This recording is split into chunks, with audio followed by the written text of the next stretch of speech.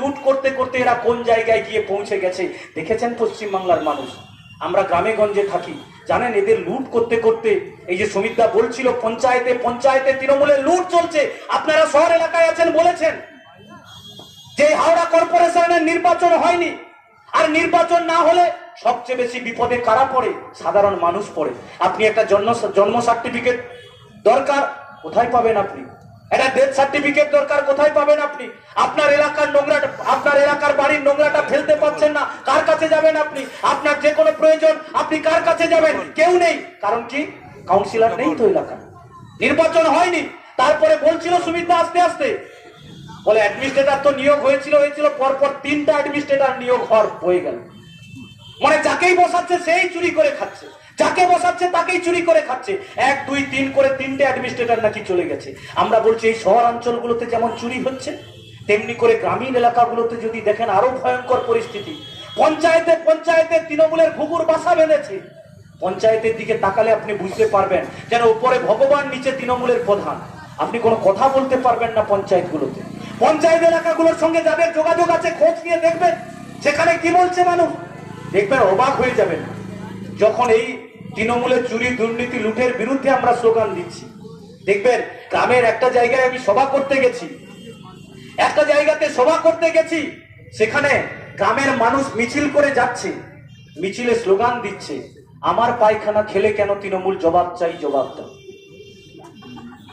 আমরা নতুন একটা গ্রামীণ এলাকায় গেছি, মানুষ স্লোগান দিতে দিতে যাচ্ছে, কিছু বলতেও পারছি না, বলছে আমার পায়খানা খেলে কেন তৃণমূল জবাব চাই, জবাব দাও। আমি অবাক হয়ে তাকে জিজ্ঞেস করছিলাম, আমি দাদা আমরা তো ডাল খাই, ভাত খাই, মাছ খাই, মাংস খাই, এটা খেতে পারে সাধারণ মানুষ। তৃণমূল নয় কয়লা খায়, গরু খায়, বালি খায়, ইট খায়, পাথর খায়, সব খায়, কিন্তু পায়খানা খায় এরকম হতে পারে? বলছে দাদা আপনি জানেন না আমাদের গ্রামীণ এলাকাগুলোতে সরকারি যে ল্যাট্রিন বাথরুমটা আছে তাকে পায়খানা বলে। সেই যে পায়খানা মনে হয় ল্যাট্রিন বাথরুমের টাকা এসছে, সেই টাকা তৃণমূলের নেতারা চুরি করে খেয়েছে। তাই বাংলার মানুষ, গ্রামের মানুষ স্লোগান দিচ্ছে, আমার পায়খানা খেলে কেন জবাব চাই, জবাব দাও। এই তো গ্রাম বাংলার পরিস্থিতি, এই তো চেহারা।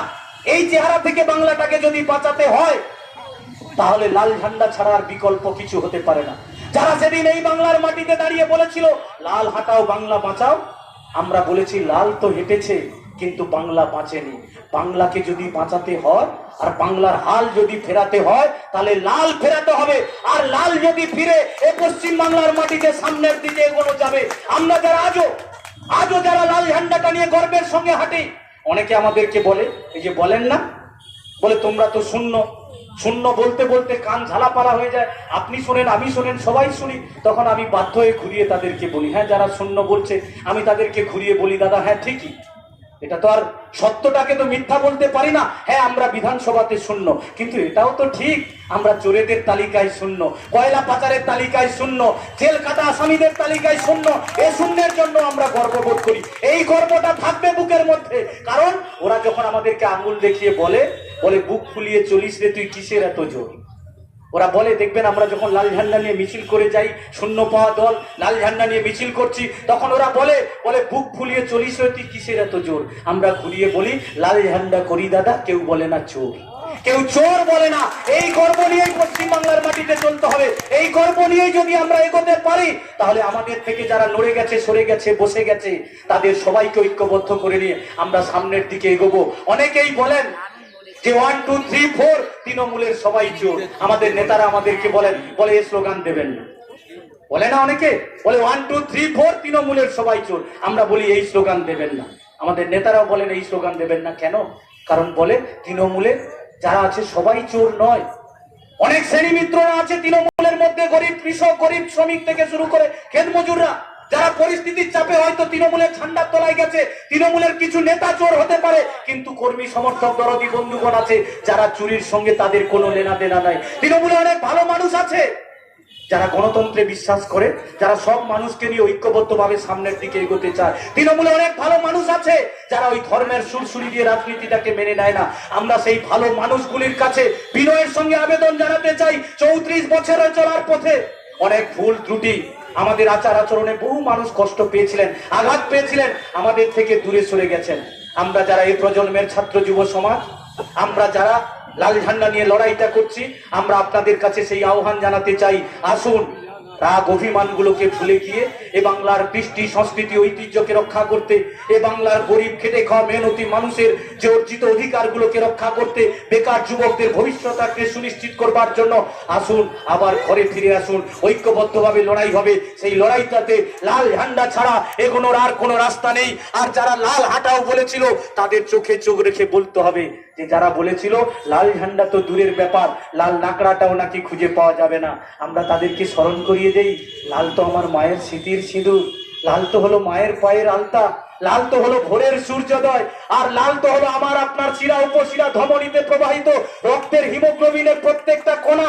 সেই লালকে পশ্চিমবাংলার মাটি থেকে হাঁটানো যায়নি, আর যাবেও না। সেই লাল ঝান্ডাটাকে নিয়ে লড়াই করতে হবে। আর এই লড়াইতে তৃণমূল বিজেপির বিরুদ্ধে ধর্মনিরপেক্ষ গণতান্ত্রিক সমস্ত ব্যক্তি গোষ্ঠী সমষ্টি সবাইকে ঐক্যবদ্ধ করে নিয়ে সামনের দিকে এগোতে হবে। কারণ তৃণমূল বিজেপির এই বাইনারি, তৃণমূল বিজেপির যেই বোঝাপড়া, সেই বোঝাপড়াতে যদি আপনি মজে যান তাহলে পশ্চিমবাংলার সর্বনাশ হয়ে যাবে।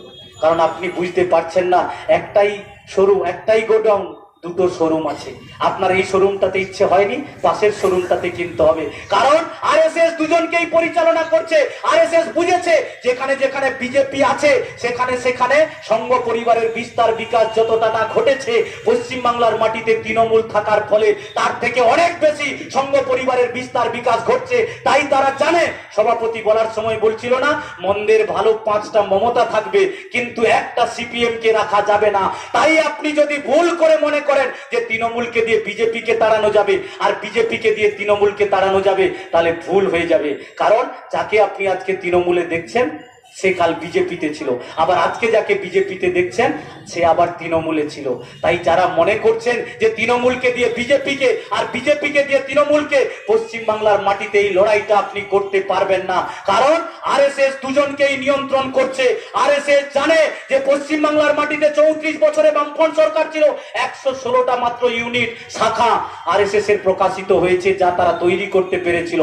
আর মমতা ব্যানার্জির জামানায় প্রায় 2300-এরও বেশি শাখা এই মমতা ব্যানার্জি 2011 থেকে 24-এর মধ্যে আরএসএস খুলে ফেলেছে পশ্চিমবাংলার মাটিতে। অতএব জানে বিজেপি থাকলে যতটা কাজ তারা করতে পারে তার থেকে তৃণমূল থাকলে অনেক বেশি কাজ করতে পারে। তাই তারা জানে যে মন্দের ভালো, যদি বিজেপি ক্ষমতায় আসতে পারে ভালো, নাহলে তৃণমূলকেই রাখতে হবে। আর সেটা জানে বলেই এ বাংলার মাটিতে মোহন ভাগবতরা এলে আমার রাজ্যের মুখ্যমন্ত্রী জামাই আদর করবার সমস্ত ব্যবস্থা তাদেরকে করে দেয়। তাই বিভ্রান্ত যাতে মানুষের মধ্যে না যায়, ওরা বারে বারে বিভ্রান্ত করবার চেষ্টা করবে এই মন্দির মসজিদের নামে। কিন্তু আমাদেরকে মনে রাখতে হবে এ বাংলার কৃষ্টি সংস্কৃতি ঐতিহ্য তো রবীন্দ্রনাথ ঠাকুরের। যে রবীন্দ্রনাথ ঠাকুর বলেছিলেন, সময় তুমি হার মেনেছো রক্তদানের কাছে, রহিম চাচা রক্ত দিলে রামের জীবন বাঁচে। এ বাংলার কৃষ্টি সংস্কৃতি ঐতিহ্য তো এটাই, এ বাংলার কৃষ্টি সংস্কৃতি ঐতিহ্য তো এটাই। নজরুল ইসলামের, যে নজরুল ইসলাম সবচেয়ে বেশি শ্যামা সঙ্গীত লিখেছেন, উনি বলেছিলেন, বল রে জবা বল, বল রে শ্যামা বল, কোন সাধনায় পেলি তুই মায়ের চরণ তল। কেউ ভাবে কখনো এই গানটা কে লিখেছিল? এই বাংলার কৃষ্টি সংস্কৃতি ঐতিহ্যকে যারা পরিবর্তন করে দিতে চাইছে তাদের বিরুদ্ধে লাল ঝান্ডাটা নিয়ে ঐক্যবদ্ধ করে লড়াইটা করতে হবে। ওরা বিভ্রান্ত করবে, ওরা দল বদল করবে আপনার চোখে ধুলো দেওয়ার জন্য। কিন্তু মনে রাখবেন বাপ কাকার সেই পুরনো কথা, কি বলেছিল বাপ কাকারা? বলে সাপ খোলস ত্যাগ করে কিন্তু তার বিষ কখনো কমে যায় না। শুভেন্দু অধিকারীরা তৃণমূল থেকে বিজেপিতে যাবে, খোলস চেঞ্জ করবে কিন্তু এদের চরিত্র কখনো পাল্টাবে না। এ পশ্চিমবাংলার মানুষ এর আগে কখনো এরকম বিরোধী দলনেতাকে দেখেনি যে দুহাত পেতে টাকা নিচ্ছে আর ব্রিগেডের মাথায় গীতা পাঠ করছে।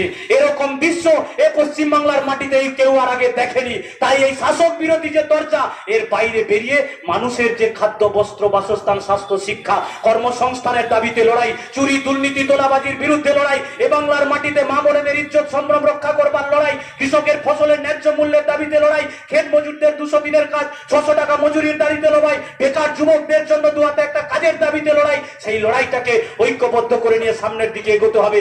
আর সেই এগোনোর পথে আপনারা লাল ঝান্ডার পাশে থাকবেন, আশীর্বাদ করবেন, দোয়া করবেন। এই আশা প্রত্যাশা রেখে আপনাদের ধন্যবাদ, অভিনন্দন, লাল সালাম, কৃতজ্ঞতা জানিয়ে আমার কথা শেষ করছি। ইনকালাব জিন্দাবাদ, সিপিআইএম জিন্দাবাদ।